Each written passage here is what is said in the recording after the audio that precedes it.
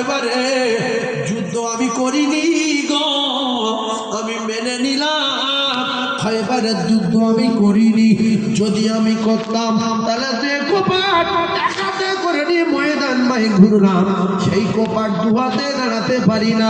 ইয়া রাসূলুল্লাহ, জঙ্গে খয়বরের যুদ্ধ আমি করি না, খয়বরের যুদ্ধ আল্লাহ পাক আমার দ্বারাই করিয়ে নিয়েছে। ও কলিজার টুকরারা, একটা কথা মাথায় রাখেন, গায়ে যত ক্ষমতা থাক, শক্তি যত ডবল হোক, বোম থাক, বন্দুক থাক, আল্লাহর কসম যদি না আল্লাহর রহমত থাকে আর আল্লাহর দয়া না থাকে, সে দল তুচ্ছ, সে দল কিচ্ছু না। মুসা আলাইহিস সালামের দল কজন? সঙ্গে জিবরিল, কয়েকজন সাথী সঙ্গী, আর ওই বেঈমানের হাজার হাজার বাহিনী। আল্লাহ বলে, মুসা আমি তোর মদদ করবো, চলে আয়। সাগর দেখে ভয় করবি না, সাগরে লাঠি মার।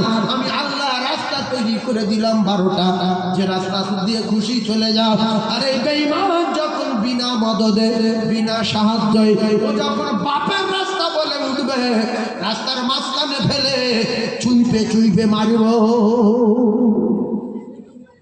এই জন্য গজবের বাহিনী যদি 1 কোটি হয়, রহমতের বাহিনী যদি 1টা হয়, রহমতের বাহিনীর ক্ষমতা বেশি।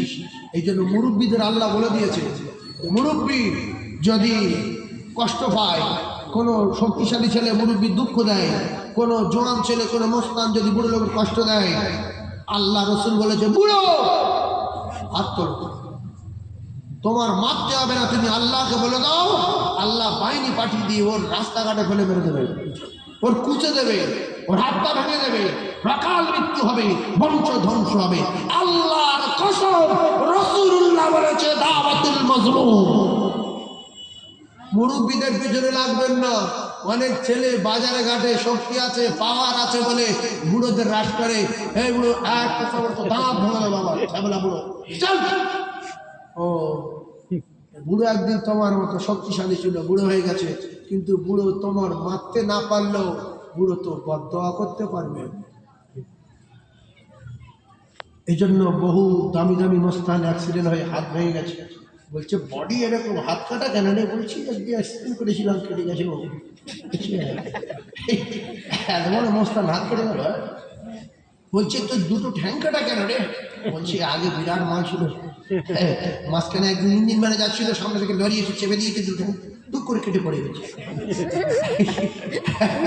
ইঞ্জিন মানে পা ঝুলিয়ে পড়বেন না, খুব বিপজ্জনক ব্যাপার। যদি কি ধাক্কা মারে পুরো পা কেটে নিচে পড়বে। আর এই আবাদ লোকের ব্রেন বুদ্ধি কম, ইঞ্জিন মানে 4 দিকে পা ঝুলিয়ে পড়ে থাকে। আর এরাই সব কন্ট্রাক্টর, মানে কন্ট্রাক্টর না কি বলে ওই বাসের, হ্যাঁ কন্ট্রাক্টর। একটা ইঞ্জিন ম্যান আর 4 দিকে কন্ট্রাক্টর করেছে। ওদিকে অটো আছে, এদিকে লরি আছে, ওদিকে লরি সামনে আছে। আর ইঞ্জিনিয়ার বলতে আমি ইচ্ছা মতো টানছি, কন্ট্রাক্টর সব 4 দিকে ফিট করে দিচ্ছি। কথা বুঝাচ্ছিল, 4 দিকে কন্ট্রাক্টর বসে আছে, লেডিস কন্ট্রাক্টর আছে, জেন্টস কন্ট্রাক্টর আছে, আসে না? হ্যাঁ, একবার দর্শন চাকে আল্লাহুম্মা সাল্লি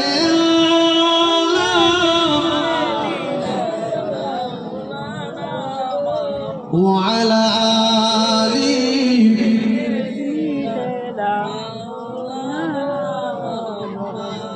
কোথায় আছো গো ও দয়ার নবী, কোথায় আছো গো দয়ার নবী? ও নবী আমাদেরকে ছাড়িয়া,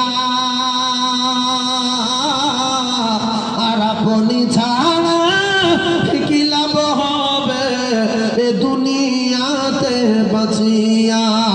দেখা দিও আমার দয়ার নবী একটিবার আসিয়া, আর আপনি ছাড়া কি লাভ হবে দুনিয়াতে বাঁচিয়া? আল্লাহুম্মা, মুহাব্বত বলেন, সাল্লি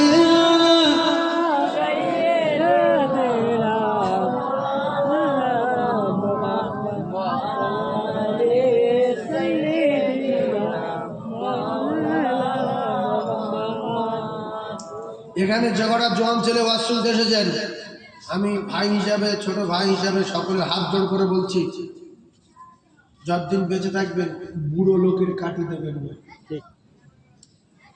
বুড়ো ও আপনার মারতে পারবে না, সেই সাহস আপনি হ্রাস করছেন। বুড়ো তোমার তোর বাপের নাম বলে বুড়ো ভিতরে কেঁদে ফেলেছে মনটা, দিস আমি একদিন এরকম শক্তিশালী ছিলাম, আজকে তুই আমার বললি। আল্লাহ যে হাতটা তুলে মারে বলেছে হাত যেন পড়ে যায়, সেটা আল্লাহর কসম। রসুল বলেছে দাওয়াতুল মজলুম 7 আসমান ভেদ করবে, আল্লাহ পাকের আরশ আযিমে যাবে, মাঝখানে কোথাও কোনো পর্দায় আটকানো যাবে না। পীরের আগে, আল্লাহর ওলির আগে, দাদা হুজুরির আগে, 5 হুজুরির আগে দোয়া চলে যাবে, কারণ আল্লাহর ওলিদের দোয়া কবুল হতে পারে নাও পারে, গ্যারান্টি দেওয়া নাই। রাসূলুল্লাহ বলেছেন সালাতুল দাওয়াতুল মুসদাবাতুল লা তাকবি, কোনো সন্দেহ নেই দাওয়াতুল মজলুম অসহায়। এই জন্য বুড়ো লোক দেখে দোকানে চা খাচ্ছেন, 3টে মস্তান বসে আছে, ঠ্যাং তুলে তো বসে আছে, সিগারেট দাও। একটা বাপ বয়সী লোক বুড়ো, সে ধনী, বাবা চা হবে বাবা, চা হবে বাবা, সাজানো। বুড়োটা 5 মিনিট দাঁড়িয়ে আছে, 3টে কুমতো, একবার বললো না যে বাপ এখানে বস, আমি অনেক কিন্তু বসে আছে, আমি দাঁড়িয়ে বিস্কুটটা খাই, চাটা খাই। কুমতো যদি বলতো তাহলে কুমটোর জন্য বুড়ো একটু দোয়া করতো যে বাপ তুই, তোর আল্লাহ ভালো করবে বাবা, তুই ভালো মানুষের ছেলে, আমার কোনো করছিল বাবরে, তুই যেখান যাবি আল্লাহ তোর ভালো করবে, যা। এই হলো মজলুমের দোয়া।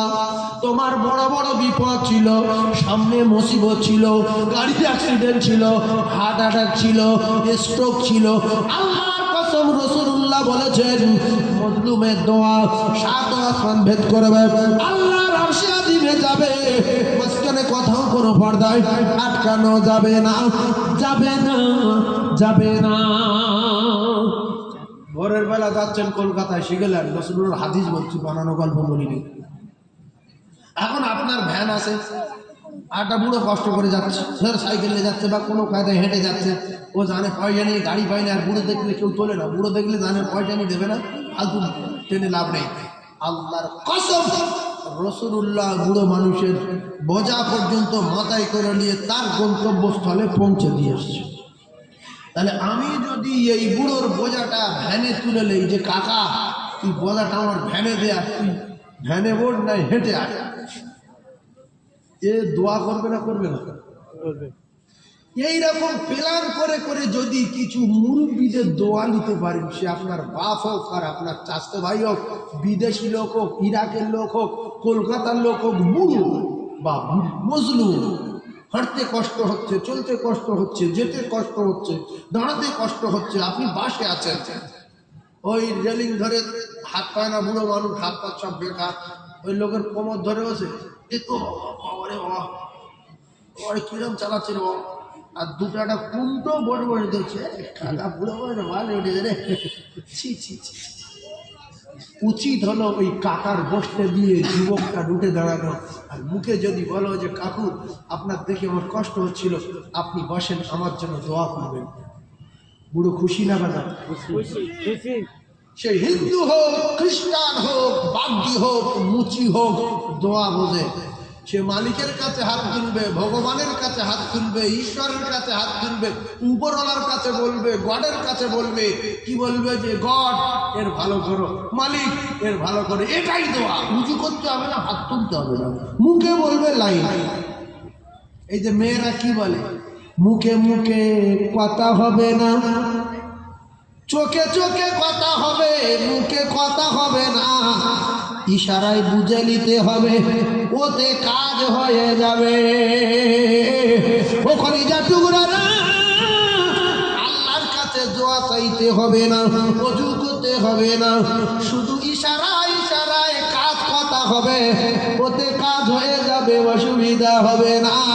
তাই যদি না হতো, বুখারী শরীফের হাদিস, একটা নোংরা মেয়ে যারা টাকা দিয়ে ব্যভিচারী করে, নোংরা মেয়ে, আর বিস্তারিত বলার দরকার নাই, যারা টাকা দিয়ে গোনার কাজ করে, মুখে মাখা, গোবে মাখা, ঠোঁটে মাখা, লিপস্টিক, এখানে ওখানে মলম, গায়ে সেন্ট, সব জায়গায় সেন্ট মেখেছে, এই নোংরা কাজ করে মেয়েটা যাচ্ছিল, একটা কুত্তাকে রাস্তায় দেখতে পেল। বুখারী শরীফের হাদিস, একটা কুয়োর চারিদিকে কুত্তা ঘুরতে ঘুরতে জিভ বেরিয়ে গেছে। ও কুত্তা ভাবছে পানি খাওয়ার জন্য যদি কুয়ায় ঝাঁপ দিয়ে পড়ি মারা যাবো, বাঁচবো না। এই পাগলের মতো ঘুরছিল। নোংরা নারী ওই দৃশ্য দেখে ওড়না খুলে পায়ে জুতো ছিল, বুট জুতো, ওই জুতোতে বেঁধে কুয়োর থেকে পানি তুলে কুত্তার বাচ্চার পানি খাইয়েছে। কুত্তার বাচ্চা খুশি হয়ে গেলে আল্লাহ ওই নারীটা বেগনা মাসুম করে দিয়েছে।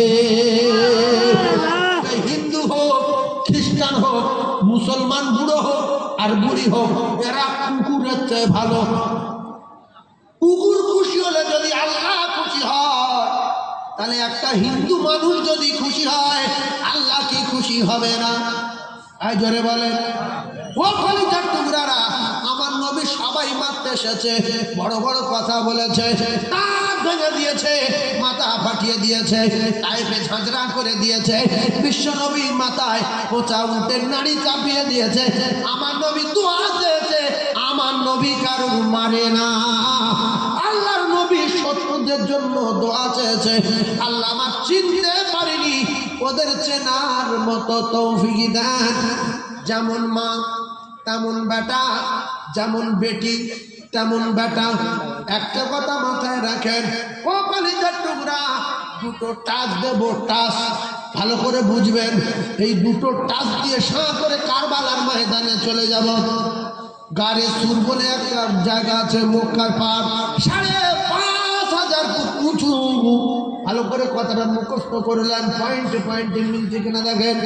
ওই গর্তের ভিতরে আল্লাহ পাক আমাকে ঢুকিয়েছিলেন, যে গর্তের ভিতরে আবু বকর সিদ্দিক রাদিয়াল্লাহু তাআলা আনহু আর রাসূলুল্লাহ প্রথম হিজরতের সময় আশ্রয় নিয়েছিলেন। মক্কা থেকে প্রথম হিজরত, প্রথম আশ্রয় নিয়েছিলেন কোন জায়গায়? মানুষ কথা বলে না তো, চুপ কর না। সবাই বলেন গারে সুর, মুখে বলেন ওই পাহাড়টার নাম গারে সুর। একটু মুখে বললে আল্লাহ খুশি হয় যে আমার বান্দারা সব জানে। ওই পাহাড়টার নাম কি? গারে সুর। যোগ্য বাপের যোগ্য বেটি হযরত আসমা, আবু বকর সিদ্দিক রাদিয়াল্লাহু তাআলা বড় মেয়ে। কি নাম? আসমা রাদিয়াল্লাহু তাআলা আনহা। বাড়ি রয়েছেন।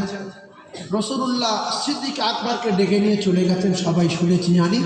এখন রাসূল বললেন, আবু বকর আমার প্রচন্ড কষ্ট হচ্ছে, মক্কা থেকে হেঁটে হেঁটে ফের পাহাড়ে উঠেছি 5,500 ফুট উপরে, তুমি একটু বসো তো, আমি তোমার উড়োর উপর মাথা দিয়ে একটু শুই। যেরকম বাপ সেরকম বেটি, যেরকম মা সেরকম মেয়ে। শোনেন, রসুলের উরুর উপর মাথা দিয়ে শুয়ে পড়লেন, আবু বকর সিদ্দিকের উরুর উপর মাথা দিয়ে শুয়ে পড়লেন। আল্লাহর নবী সিদ্দিক আকবরকে সাপে কামড়ালেন, রাসূলুল্লাহকে ডাকছেন না। এমত অবস্থায় বিষের তাড়নায় নীল হয়ে আসছে, মারা যাবে। বললেন, আমি রাসূলুল্লাহর মুখ দেখতে দেখতে জীবনটা দিয়ে দেই, ঘুমের কষ্ট দেব না। কারণ আমি বলেছি রাসূলুল্লাহর আমি আমার জীবনের চেয়ে বেশি ভালোবাসি। এখন আমার জীবন বাঁচাতে গিয়ে আমি রাসূলুল্লাহর ঘুম ভাঙাবো, আমার দ্বারাই অসম্ভব। জায়গাটা বলে সুবহানাল্লাহ বলে, সুবহানাল্লাহ জোরে বলে সুবহানাল্লাহ। আমরা হলে কি করতাম? তাড়াতাড়ি করে নবী ধাক্কা মারে ফেলে গুরুত্ব আমাকে বলে এই কথা ঠিক আছে। নবী, বিশ্ব নবী, আচ্ছা